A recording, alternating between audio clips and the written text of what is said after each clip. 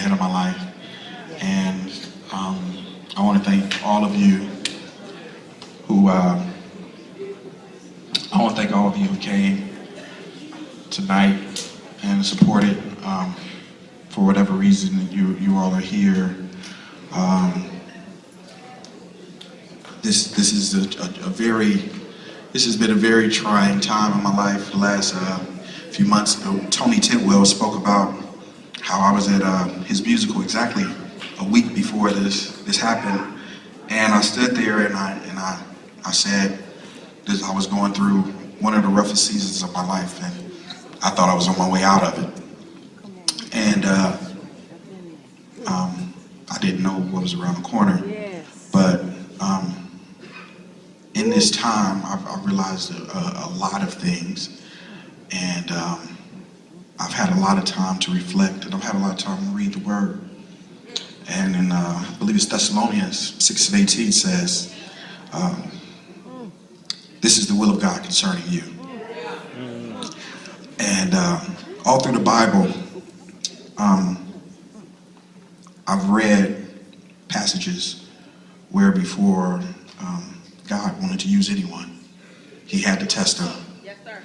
And so God doesn't test anything that he has no plan of using. And so I know that if this were the end of my story, then you guys would be walking past my casket. Come on now. Come on. And so, you know, I want y'all to know that I'm okay. The devil does not have my mind. And I want you guys to know that I want to say to the musicians, a lot of things are taking place. Swole sent me this video a couple of days ago, and I think it was the last time I played at church. And the video was only like 6-7 seconds long. But I was looking at it, and for 1 second, I just got a little bit sad. And then I looked at it, and I thought about my biggest influence was Teddy Campbell. And I had this old video of Teddy, and he was playing with Chicago Mass, and Percy Gray kept telling him, he kept saying to him, play, this may be your last time, this may be your last time. And I looked at the 7-second video, and I just said, I emptied myself out that day. And so, you know, every time I get a chance to play now, even before now, I thought about the last time I played, and I just know that I gave everything I had in me. And, you know, I just thank God that he chose to spare my life. We spoke to so many police officers and detectives after the incident occurred, and every police officer said to us, this is baffling because every other incident that mirrors yours ended in a fatality. There was a body left there. And so I praise God that I'm here.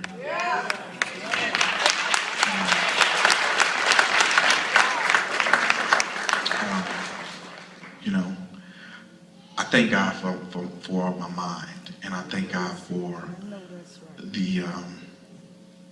I thank God for giving me the strength to endure this test and this battle.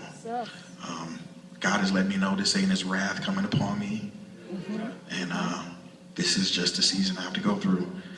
And so, that being said, I'm asking you guys to continue to pray for my family.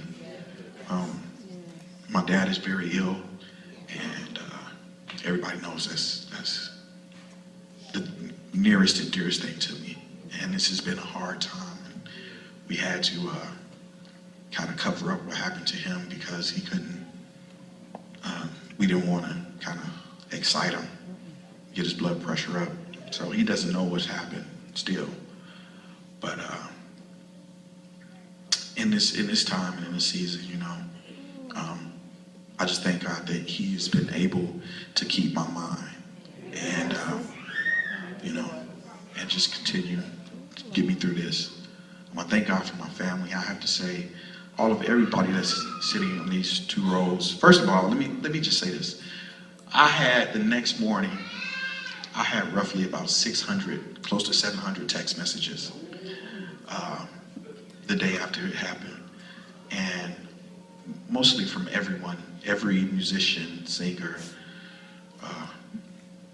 pastor, preacher, worship leader in Chicago, and they're on. But every time I get close to getting that number down, I'm flooded with more text messages because I get people that saying, hey man, I haven't forgotten about you.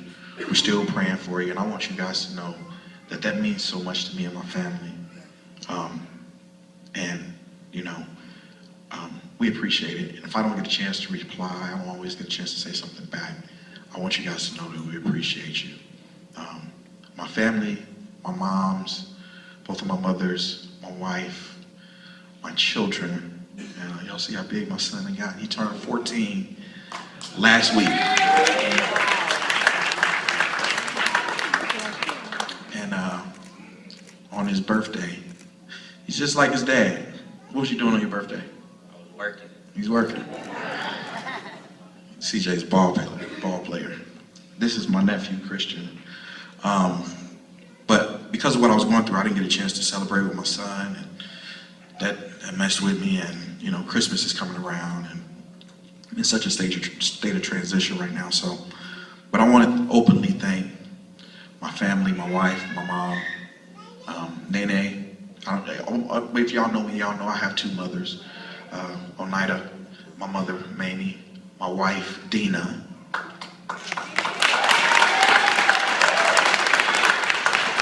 And y'all know what y'all think.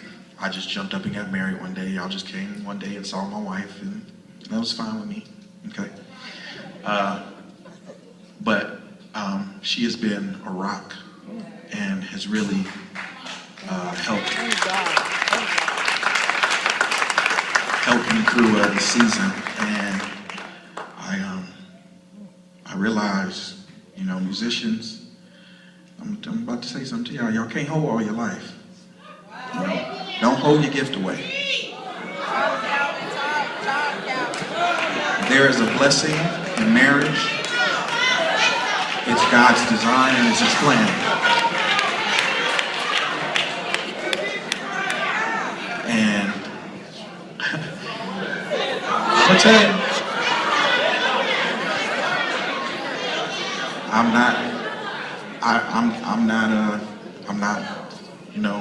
I don't pass judgment on anybody. I'm not saying, you know, what it is, what it isn't, but I can tell you the truth, and I can tell you that when God puts His hand on your life and He sends you a wife, it's in your best interest to honor it.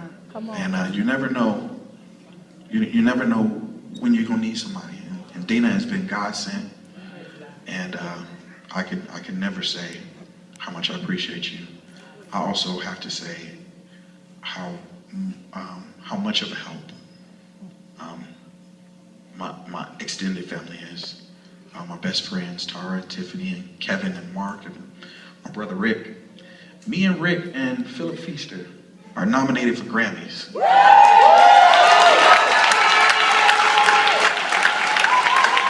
Anita Wilson is nominated for a Grammy.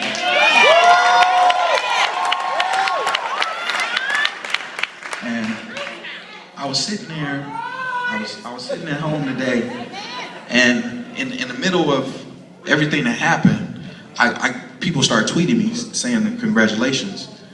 And I put this picture on Facebook about 3 or 4 years ago. I took a picture of someone else's Grammy with it, and I posted. I just said one day soon. And God reminded me that He has not forgotten about my prayers. So I was saying to my extended family, or just all the musicians, but also to my daughter's mother, Tani, who is extremely patient and an excellent mother. And y'all know when we have children and you're a musician and you travel, you're gone so much, and you make money weird ways, you know, people they don't have to be understanding, they don't have to help. They don't have to do anything. They can give a care less sometimes. But I thank God that I have a family, an entire family. I don't We spend time together. My wife and my daughter's mom, they talk all the time. She probably talks to her more than she talks to me. And but I thank God for that. I thank God for the relationship. I'm not going to talk a whole lot. Lastly, I'm just going to say,